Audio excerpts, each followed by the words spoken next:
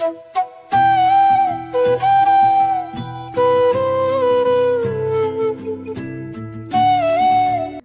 আমি খুব সকাল সকাল চলে এসেছি আমার মেয়ের এই ছোট্ট রুমটা পরিষ্কার করতে। এই রুমটা ছোট হলেও আমার মেয়ের খুব প্রিয়। অনেক দিন রুমটা না ডিপ ক্লিনিং হয়নি, পরিষ্কার হচ্ছে এমনি রোজের, কিন্তু ডিপ ক্লিনিংটা হয়নি। আর ওপরগুলো আমি আগেই করে রেখেছিলাম, কারণ এই ঘরে তো সামসেট আছে, তোমরা দেখেছো অনেক আমি সামসেট পরিষ্কার করছি, সেই ফাঁকে আমার ওপরগুলো পরিষ্কার হয়ে গেছে।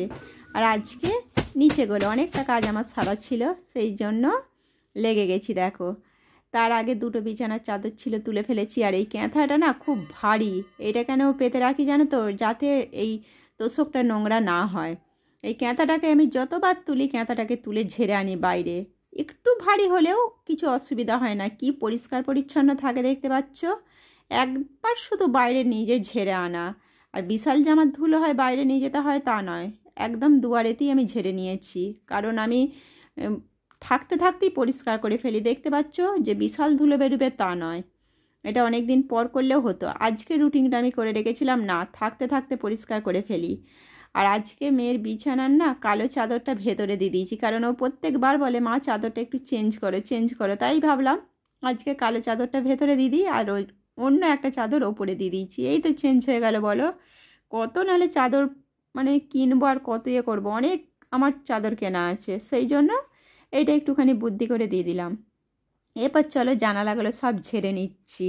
আর আমার মেয়ের এই ড্রামে না জামাগুলো সব ও খাটের নিচেই রেখে দেয়, কিছুতেই এগুলো সরাবে না। আমি অনেকবার বলেছি, ও ছোট্ট থেকে অভ্যাস, খাটের নিচে থেকে নিজেই নেবে নিজেই পরবে, কাউকে হাত ধুতে দেবে না। আর এইটা হচ্ছে ওর শোলা, যখন যেখানে চাই ও পেতে ফেলে, কারণ যেখানে সেখানে ড্রয়িং করে তো, আর খাটের ওপর নোংরা করলে আমি চেঁচাই, সেই জন্য ওই শোলাটা পেতে ফেলে। ছোট্ট মাপের কেটে দিয়েছি, ওটা পেতে বেশ ড্রয়িং করলে ধুলোটা হয় না অত।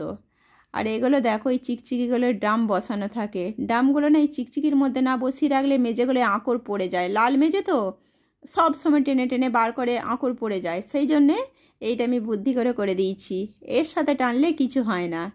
আর এইগুলোকে আমি হালকা করে পুঁছে ফেললাম, পুঁছে ফেলে আমি হালকা ছাওয়াতে দিয়ে এসেছি বাইরে, হালকা, কারণ আজকে ধুইনি তো, মাঝের মধ্যে ধুয়ে দিই, আজকে আর কিছু ধুলো হয়নি দেখলাম, সেই কারণে একটুখানি যে পুঁছে দিলাম। এরপর দেখো এগুলো সব সরিয়ে, আর তার আগে কিন্তু আমি দুবার ঝাঁট দিয়ে ফেলেছি, তোমাদের বলে দিচ্ছি, দুবার আমি ঝাঁট দিয়ে নিয়েছি, বিশাল ধুলো হয়নি, তাহলে একটুখানি ঝাঁট দিয়ে এরপর চলো পরিষ্কার করে পুঁছে নিলাম রুমটা। এরপরে একটু শুকাক, তারপরে গোছাবো, ততক্ষণ আমি রান্নাগুলো সব সেরে চলে আসছি।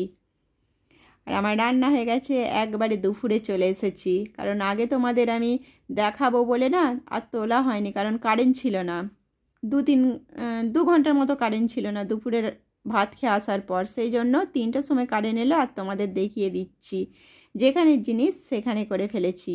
পরিষ্কার করতেই বেশিক্ষণ যায়, আর রুমটা যে আমার বিশাল জাম আছে তা তো নয়, দেখতে পাচ্ছ আমি সব রুম খুব হালকা হালকা রাখি, যাতে আমার সব সময় পরিষ্কার করতে কষ্ট না হয়। এবার দেখে নাও রুমটা কেমন হয়েছে।